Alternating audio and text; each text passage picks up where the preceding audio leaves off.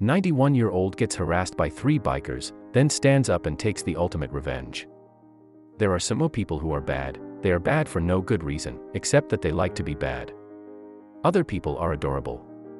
They have wonderful stories to tell, and most of the old people are sweet and kind. Unfortunately, this sweetness and kindness often makes them the target of these bad people. There are some riders who are friendly. They work hard to take care of the less fortunate. They may seem mean, but deep down they are great people. Well, this is the story of a group of bikers who look mean and who are mean, and they think it's cool to ignore an older person. What they weren't expecting was for this classic car to get revenge on them. Paul was a 91-year-old man who decided to go to a quiet roadside restaurant for something to eat. He was minding his own business when a group of 3 cyclists entered. Paul looked up when he saw the men approaching and went back to enjoying his apple pie and coffee. He just wanted to enjoy his food in peace, but the bikers had other ideas. After exploring the place and assuming that Paul was the weakest of the group, one of the motorcyclists approached him. He didn't say a word to Paul and stubbed out his cigarette on Paul's apple pie. After doing this terribly rude thing, he sat down at a table in the far corner of Diner 2. Biker looked at Paul and went to his table. He cleared his throat and stuffed a loogie into Paul's coffee. It was incredibly disgusting, and left Paul with nothing edible or drinkable. After spitting into Paul's coffee, he went to his friend in the back of the restaurant. As the 3rd motorcyclist approached Paul, he picked up his plate and threw it on the floor, shattering the glass. The motorcyclist laughed and joined the rest of his group. Paul kept his cool throughout this affair rather than getting angry or scared. He got up and walked to the counter. He paid for his coffee and he paid for his cake and he walked out of the restaurant. The motorcyclists nearby saw him go and burst into hysterical laughter. For some reason they found it hilarious to embarrass and humiliate someone twice their age and half their height. They felt like the kings of the world because they could spoil an old man's meal. He had never seen them in his life and he didn't bother them when they came in. However, for some reason they chose him to go after all the diners. Now, after Paul paid for his food and left, he didn't say a word to the motorcyclists. And he didn't look in their direction. He just left. At that point, the cyclists thought they had won. They felt really tough because they could chase a cute old man out of a restaurant when all he wanted to do was enjoy his cake and coffee. The waitress had seen it all and the last thing she wanted to do was take orders from the motorcyclists, because that was her job.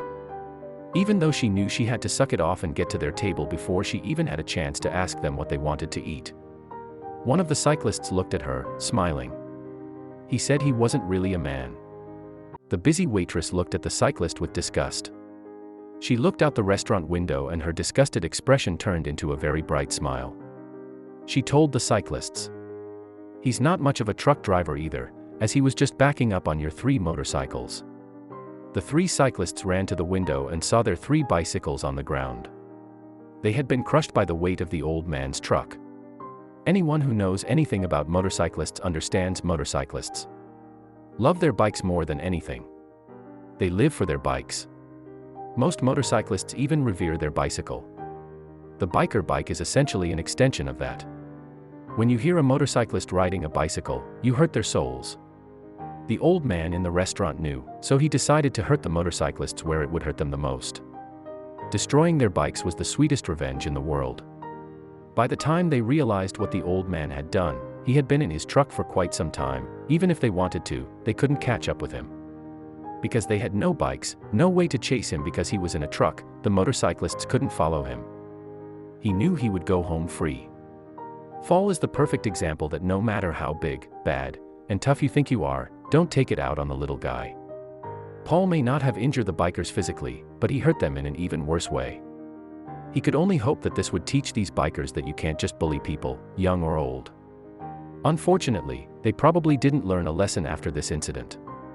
It probably made them meaner and angrier, so the moral of this story won't come down to people. You never know what they are capable of. The bikers in this story did more than upset Paul and came across as fools. They gave cyclists a bad name. Not all motorcyclists are so mean. Not all cyclists are angry. There are some very good bikers who work hard to help others. I have met many motorcyclists who are involved in clubs. They organize fundraisers to give something back to the less fortunate. Their whole family has a picnic and they welcome the public.